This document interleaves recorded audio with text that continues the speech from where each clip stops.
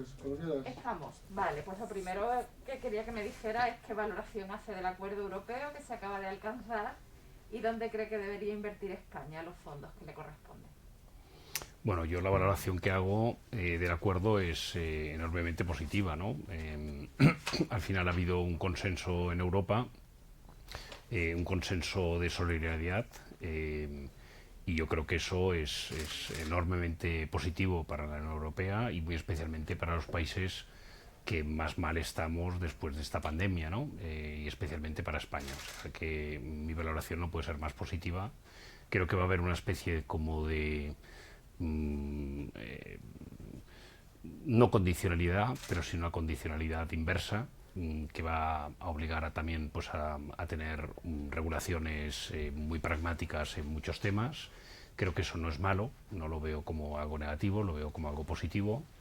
Pero claro, no van a ser los planes que van a imponer otros, sino los planes que que se van a autoimponer los países, ¿no? Y yo creo que eso es muy bueno, ¿no? Que haya una autodisciplina que de alguna forma se supervise por parte de las autoridades comunitarias, ¿no?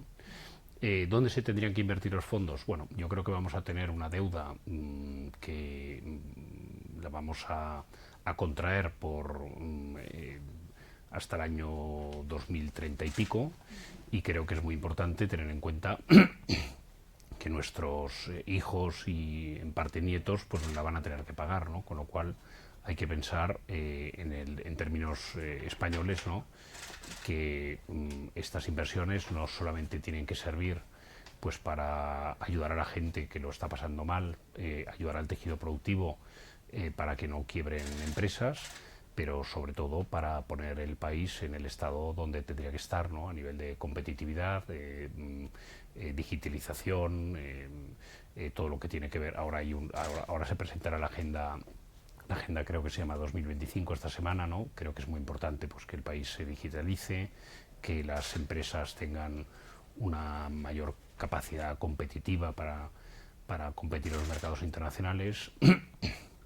Y luego todo lo que tiene que ver con la economía circular y con la transición ecológica también me parece enormemente importante para un país que tiene tantísima dependencia del petróleo.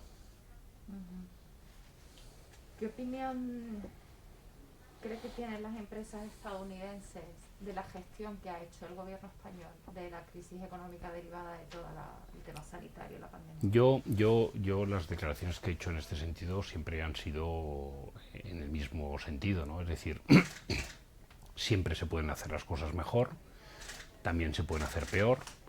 Nadie nace con un... No hay cursillos para trabajar en una situación como esta. Hay países que lo han hecho mucho mejor que España, hay países que lo han hecho mucho peor que España, y todavía es muy pronto para saber quién lo habrá hecho bien y quién lo habrá hecho mal. Yo creo que no se puede emitir todavía una, eh, una opinión cuando pensamos que todavía quedan meses, quizás años, para la crisis sanitaria y sobre todo para la crisis económica, ¿no? Nosotros lo que hemos hecho ha sido enviar cartas, contaba pues, unas 8 cartas enviadas al gobierno para tomar medidas que hemos pensado que en cada momento eran importantes, pues para ayuda a los exportadores, ayuda a las empresas fábricas de ciclos continuos, a las empresas tecnológicas que tienen que traer técnicos de infraestructuras críticas y así un largo etcétera, ¿no? Y bueno, en todas nos han hecho caso, es decir, yo he visto desbordamiento, como es normal, pero he visto también que se escuchaba lo que el sector privado decía, ¿no? Y eso me parece importante, ¿eh? Pero creo que el sector privado está teniendo ese papel de liderazgo en la reconstrucción que usted ha reclamado en alguna ocasión. Yo sí, yo creo que no está teniendo el papel todavía porque no hay nada que reconstruir, ¿no? Todavía estamos en caída libre, ¿no? Pero pienso que la iniciativa, por ejemplo, de la COE, ¿no? Que es una entidad que ha tomado mucha fuerza estos días, ¿no? Liderando todo ese evento donde los líderes los principales líderes empresariales multisectoriales, ¿no? Hablaban de sus ideas. Yo creo que es importante y que de alguna forma pues algunas se tomarán, otras no, pero al menos nadie podrá decir que nadie sabe, que no se sabe lo que piensa el sector privado, los empresarios que crean empleo en este país, ¿no? Y yo creo que es muy importante que a partir de ahora las medidas, la ejecución de las medidas siempre tengan en cuenta el sector privado, porque va a haber mucho dinero público y uno de los problemas que puede tener un país como España es que esa cantidad de dinero público de alguna forma asfixie al tejido productivo, ¿no? Entonces va a ser un reto importante saber cómo utilizar el dinero público sin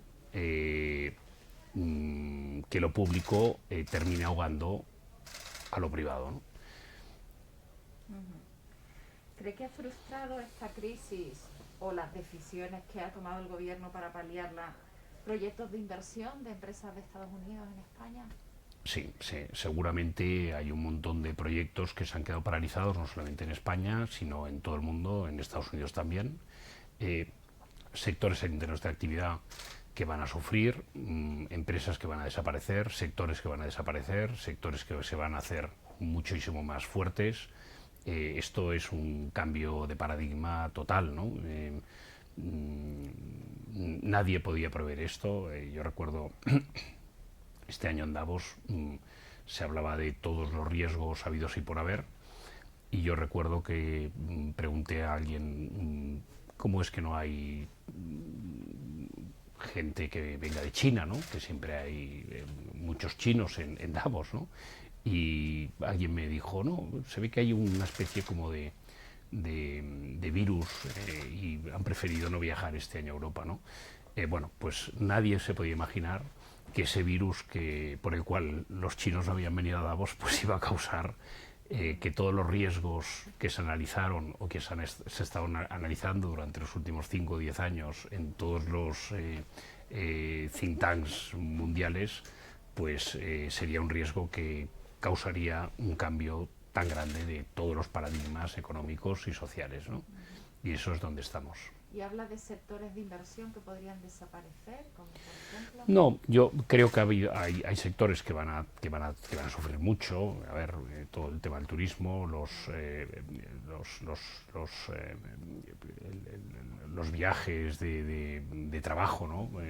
Yo me paso la vida viajando y de repente pues van pasando las semanas y voy tachando donde tendría que haber estado esa semana, ¿no? Eso yo creo que lo está haciendo mucha gente en el mundo, ¿no? Entonces yo no desaparecerá el viaje, no desaparecerán las oficinas, no desaparecerá el turismo, ¿no? Pero se tendrá que reestructurar todo, ¿no? ¿Van a ser sectores de inversión menos atractivos para el inversor? O serán sectores más atractivos, pero con otras valoraciones, ¿no? Nosotros en la Cámara nuestros dos principales objetivos ahora son apoyar el equity story, ¿no? Es decir, la historia de éxito y la potencialidad de España en los mercados internacionales, financieros y no financieros, y atraer toda la inversión que podamos de los sectores privados, tanto portfolio como inversión directa, ¿no? Creo que esa es una labor que venimos haciendo desde hace muchísimos años y que ahora va a ser más importante que nunca, ¿no? Es decir, cómo compensar tanta deuda con un capital, ¿no? Todas las empresas en la Cámara, desde luego toda mi junta, están decididos pues a convencer a sus casas matrices y a los grandes fondos de inversión para que inviertan en España. Y yo creo que eso es muy importante. Se va a necesitar capital y allí vamos a estar, ¿no?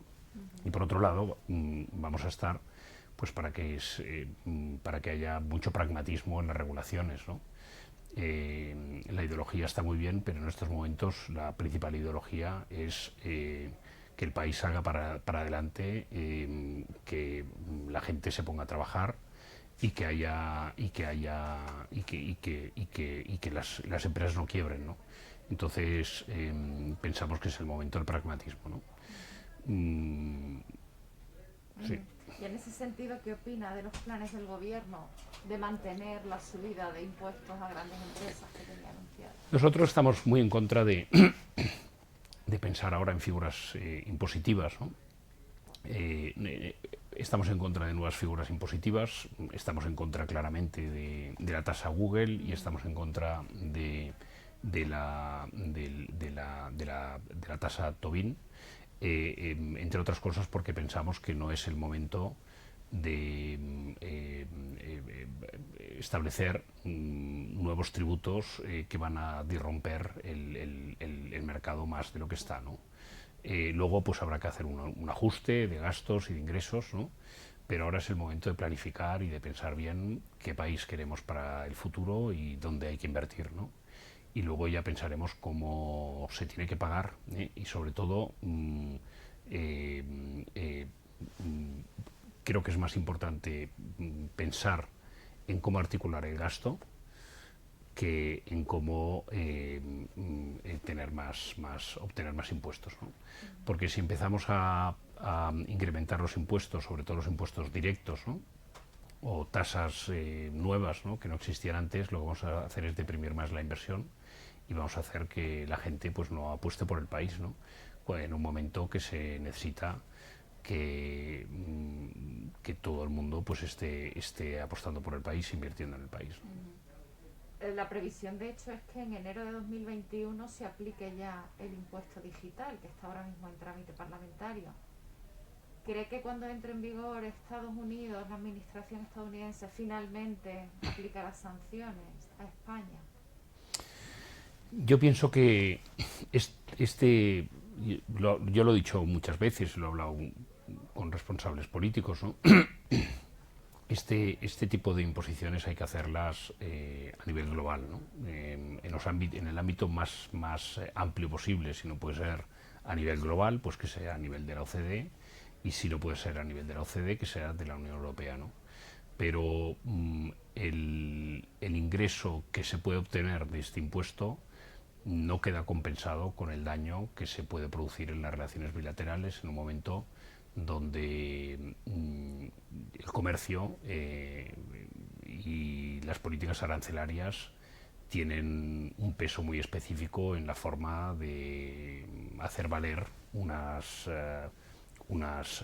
políticas frente a otras, ¿no? Entonces yo pienso que ser el primero de la clase en esto no nos va a dar alegría de ningún tipo, ¿no? Y que es mejor pues que se regule pues a nivel de la Unión Europea en una negociación con Estados Unidos, ¿no? Al fin y al cabo no estamos hablando de empresas que no pagan impuestos, ¿no? Sino que estamos hablando de empresas que pagan impuestos en un sitio en vez de en otro, ¿no? Lo que no me parece tampoco, ya no hablo desde el punto de vista solamente de la Cámara, sino un tema casi personal, ¿no? Es que haya paraísos fiscales dentro de la Unión Europea, como Luxemburgo, como Holanda y como Irlanda, ¿no? Que intenten imponer sus políticas cuando están haciendo dumping fiscal desde hace un montón de años, ¿no? Se habla mucho de las compañías que tendrían que pagar impuestos, pero a mí me parece que lo que no puede ser es que Luxemburgo se siente que es un país pequeñísimo, se siente de igual a igual con España en una mesa, y encima pues es un país que vive básicamente de un dumping fiscal al resto de la Unión Europea, ¿no? Hay muchas cosas que se tendrían que poner encima de la mesa y no solamente los impuestos que pagan o dejan de pagar algunas empresas. ¿Qué opinión le merece la gestión que se ha hecho en Estados Unidos de la crisis? Bueno, yo pienso, en Estados Unidos la crisis desde el punto de vista sanitario está delegada en los estados, ¿no? Cada estado toma sus decisiones en función de lo que se decide en sus gobiernos locales y parlamentos, ¿no? Y luego pues hay una figura pues del Estado federal donde hay pues yo lo que veo son claroscuros, ¿no? Algunas cosas malas y otras cosas muy buenas, ¿no? Una de las cosas buenas, por ejemplo, es el impulso que se les está dando a las compañías que están avanzando en los remedios contra contra la enfermedad, ¿no? Nosotros, por ejemplo, esta semana, mañana, tenemos un acto en la Cámara con un investigador que hoy es el presidente mundial de I+D en IBM, que es de origen español, Darío Gil, y copreside bajo el mandato de la Casa Blanca, pues toda la supercomputación del sector privado, los grandes centros de supercomputación académicos y estatales, las universidades y otras empresas como Amazon o Google o Microsoft, ¿no? Para avanzar y acelerar todos los procesos de investigación en todo lo que tenga que ver con el COVID, no solamente la vacuna, ¿no? Bueno, pues eso me parece loable, ¿no? por parte del gobierno de Estados Unidos. Muy bien, pues yo creo que lo tenemos todo. No sé si hay... Pero te pregunto, dime... No, del ESG, ¿no? Yo creo que también es importante, ¿no? Las compañías, ¿no? Y todo lo que sea intentar mirar, ¿no? por la sociedad y por los temas sociales, creo que se tendría que imponer, ¿no? Y que tendríamos que utilizar... Las grandes empresas están un poco en eso. El problema Sí. de España es que tenemos un tejido empresarial formado por micropymes. Sí. Bueno, pero yo creo que es una es más cultura empresarial que se tiene que imponer, porque